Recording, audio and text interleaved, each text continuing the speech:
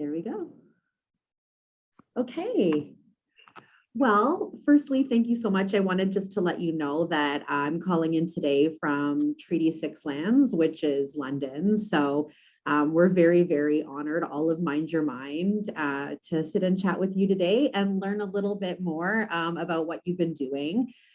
So the first sort of point we wanted to touch on was really just congratulating you on being the recipient of the 2022 Humanitarian Award at this year's Junos.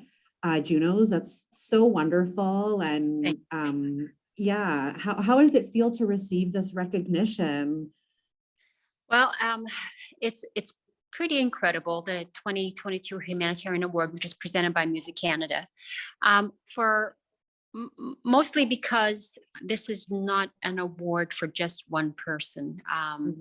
There's a team of us that have been doing this work from the very beginning. So I feel like it's a chance to share the incredible events that are the Junos with other artists, like-minded people who work to make the world a better place, offering basic mental health supports. So it's a very special one for me that way. Yeah, I would imagine so, across so many different scopes of people who have access to you, what you're doing, and learning so much deeper about that. That's so exciting. Yeah. So we last interviewed you back in 2012, which was almost 10 years ago, I feel like, to the to the day perhaps. What would you say the last 10 years have been like for you? Yeah. So that's about the time that I started to seriously make some serious decisions about what to do with my volunteer time. Leading up to that, I had done some work with boards and other charities, and trying to kind of learn what is the best use of our energy and our volunteer time, and where do we focus. We know as Indigenous people that everything's in crisis: housing crisis, food crisis, suicide crisis. We know everything's in crisis. So it was very hard to pick a focus. So 2012 was when I kind of made that decision: focus on it all. Somehow find something that you land on that will help address all of these, help us address all of these things in the best way that we can.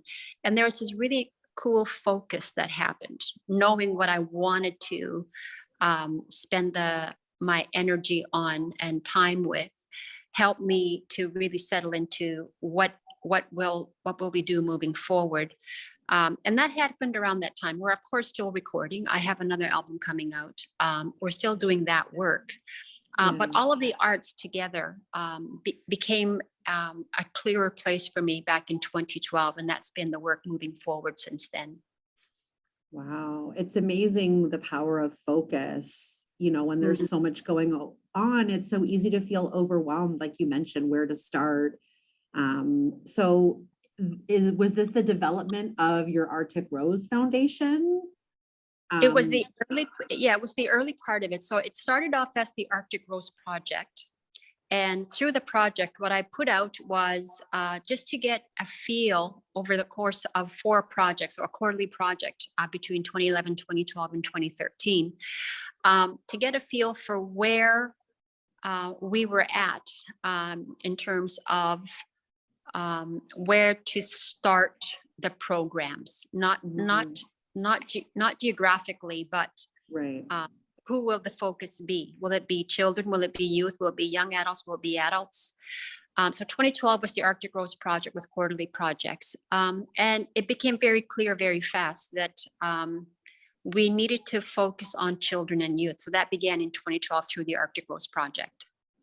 Yeah, I was seeing that what had started out as a Christmas hamper project, you know, evolved into all of these different programs and the training that you provide. It sounds amazing. It looks so well-rounded in terms of what you are trying to do and accomplish and empower other Indigenous youth to, you know, give back to your community.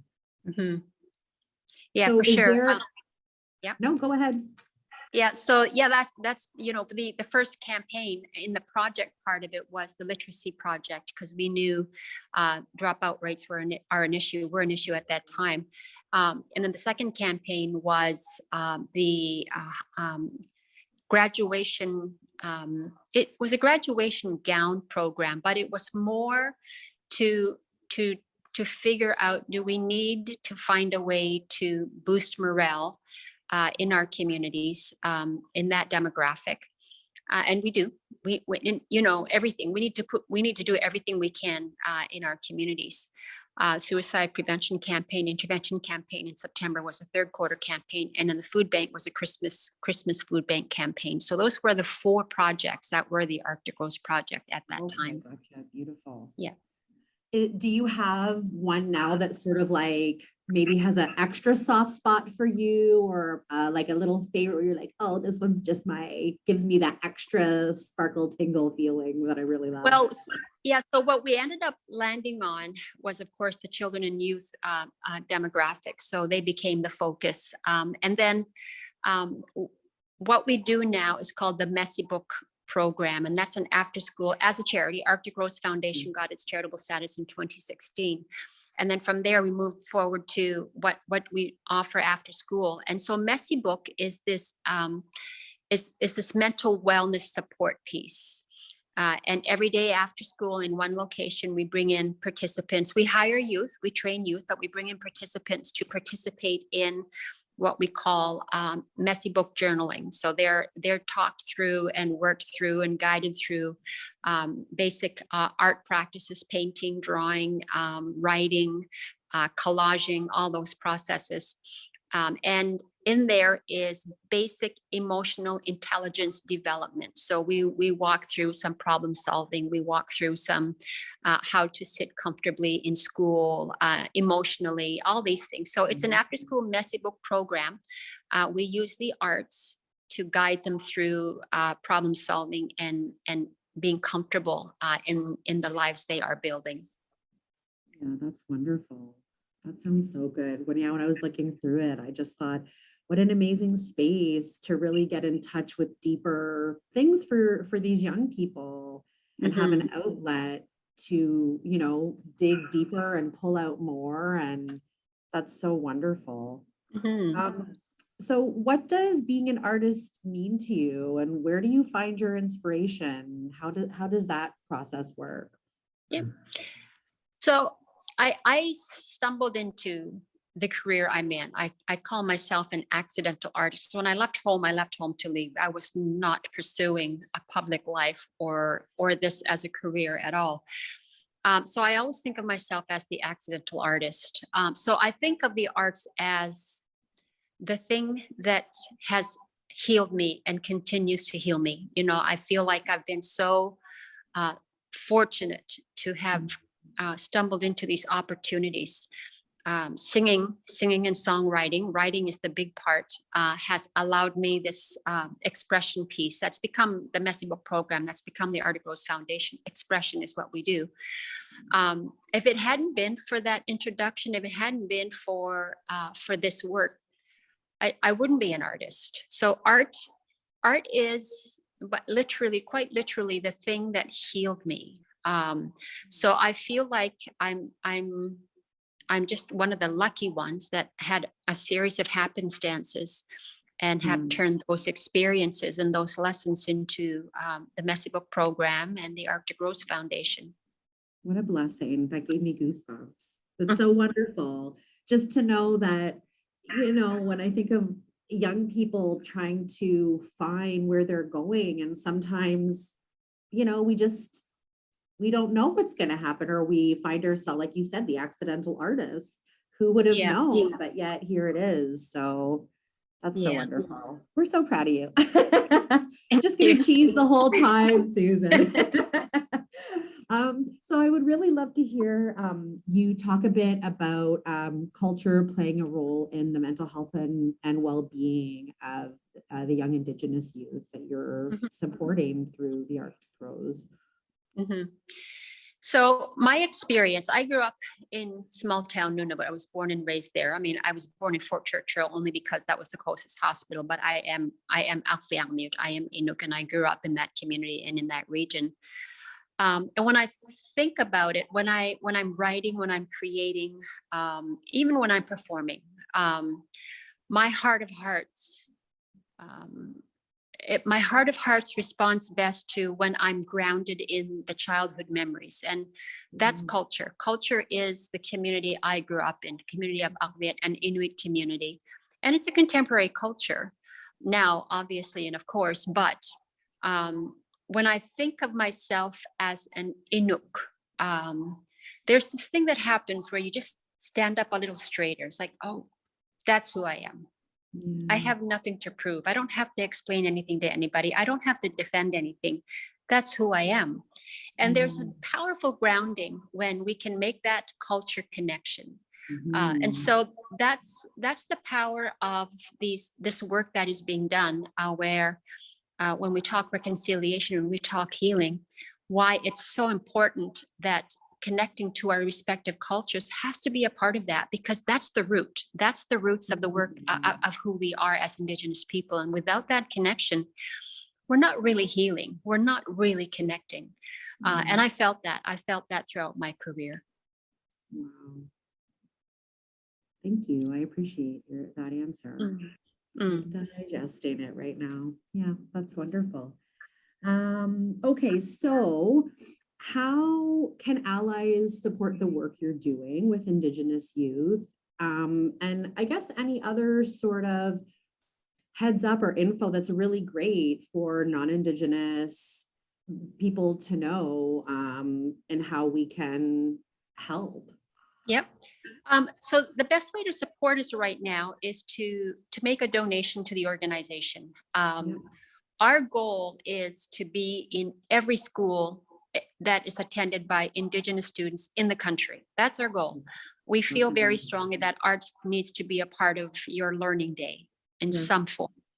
Yeah. So that's our goal. And so all the support we can get in that way is very important. And it's very important because when we talk about the culture connections, that healing piece really needs to happen before we can really truly have a reconciliation conference. And I know it's happening and all over the place in different stages. We are reconciling, but we are also healing. So we're walking Yes. these dual paths right now, and Mm, we need the space and the time to do that. We are shifting narratives. We've been told one story for so long that we've lived from that story, but we have to change that.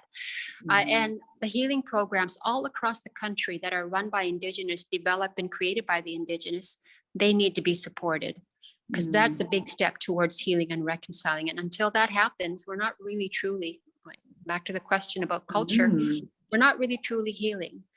So Yeah. the best is to support us as best as you can, and help us get started in the work that we are doing in as many Yeah. communities and areas as we can get to. Yeah, that's wonderful. Well, I'm definitely hoping that, some of our outreach through our socials and whatnot, we're able to drive folks to the donation page and get some more money in your hands to do the great Thank work. you. Because yeah, you're welcome. So in 2019, we actually traveled to Arviat, which I know I'm not saying it the total right way. It was the whole time that we like say that like I don't know. Yeah. Yeah, I have to practice more. And we worked with a group of local young people, as well as a couple ladies who were from Arviat as well, doing amazing work in the community. So we created a culturally interactive mental health resource called Nuna. And so the young people basically was all about the culture. So, how to support yourself, Nunavut style, which is a very, different things are happening there than what's going on in Southern Ontario. So what is a piece of advice or wisdom or something you feel called to share with other young people who are from your community and also the other communities, in such a really distinct location with really unique challenges and needs? Mm. I guess I would want to say a couple of things. The first thing is, Um, when a program is available, the best thing to do is to utilize it. And what I mean there is, um, we are all navigating this place of healing. We all are.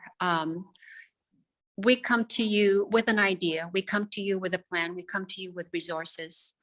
And because healing is going to be this messy, complicated, we learn, we unlearn all these things. The first thing we do is, I mean, the mandate of the foundation is creating emotional, physical, cultural, and spiritual safe places. So we're there to do that with you and for you. But the only way that we can truly do this is if you participate. If we're there, you join us and you participate. And the beauty of the spaces that we're in is we have the programs for you. We have the materials for you. You just bring yourself and don't worry about the rest of it. Just be there. The whole goal of the work we're doing is called holding space. And what that means is, whatever you brought to that room, to that space where the Arctic Rose Foundation is working, is going to be within all the controls that we have, the safest, the emotionally safest place you're going to have that day. That's our goal. So don't worry about the rest of it. Just take advantage of what we are offering you that day and let us guide you. But you have to be there. You have to be there to do this. And then the second part of that is, we're so hard on ourselves. We think that at the end of a day that we didn't meet a goal or we didn't complete a task, that we failed that day. What we've learned about offering these kinds of programmings is we're never going to measure success by what you finish that day. And frankly, we're not measuring anything in these spaces. We're just there so that we all relearn how it feels to be okay in our spaces, to be free in our spaces, to be comfortable in our spaces. Let's trust each other when we're together in these spaces to do that. So those are, on behalf of the Arctic Rose Foundation and the things I have learned to stay in my career. Remember, these comes from personal experiences. Not be hard on ourselves and just be together in these spaces because we're there for each other. That's what this is all about. Beautiful. I love that. So much power in showing up and taking that little leap of faith to arrive and be there. That's wonderful. Yeah. So the last touch point, we just wanted to chat about your next album coming up, The Crossing. So tell us about it. Is there anything different in terms of from your last album to now this most current one coming up? What can we expect? Yeah, so this one, The Crossing, has been done for a little bit, a couple of years. And I have to say, it's the one that I am most proud of, besides this child, of course. Yeah, of course. Yeah, but because it was the first time that I felt ready and had enough courage to share that origin story and the origin of our ancestors. And I always preface that series of the concerts by saying we have to believe something. We have to start somewhere. If we're correcting a narrative, we need to connect those dots and start somewhere. And the information I have to date is this, and this is what I believe. This is what my spirit tells me is correct. So it was the first time in a long time that I felt like, okay, I got to do this. I got to have the courage to release these songs and tell that story. And so for that reason, it's a very special album for me. Oh, I can't wait to listen to just hear the whole story from the first to the last. And also thank you for sharing that statement of, working the courage to put that out, because I just think it's wonderful for everyone to hear, like, you can be doing something for a long time, your vocation, your calling, and still feel, scared and have to walk through those feelings and be vulnerable in different ways. So that's awesome. Yeah, absolutely. Absolutely. Yeah. Well, that's everything that we had on our end. Is there anything else that you wanted to share in terms of the Arctic Rose Foundation? Well, just that I'm so grateful for this life, and I'm so grateful for the chance to share and to work with such an incredible team. And people can follow the progress of the Arctic Rose Foundation. We have a website, arcticrose.org, and we post on there regularly. We'll be heading up there in April to visit our community, Rankin Inlet. We'll be posting updates that way. And just follow the progress of these youth and children in these communities. It's just incredible to watch them. Yeah, beautiful. And Well, thanks thank to you all the so much. supporters. We have wonderful supporters that work with us that allow us to get up to these communities. So our sincerest gratitude for them as Yeah, well. that's a huge blessing. Well, thank Yes. you so much for the work you're doing and that you have been doing and, will continue to do. It's so needed, and there's so many of us, behind you supporting and in our own communities doing the things that we can. So thank you so much for your time today. It's so appreciated. Thank you. You're welcome. Have a wonderful day. You too. Thanks. Take care, Susan. Bye. Bye.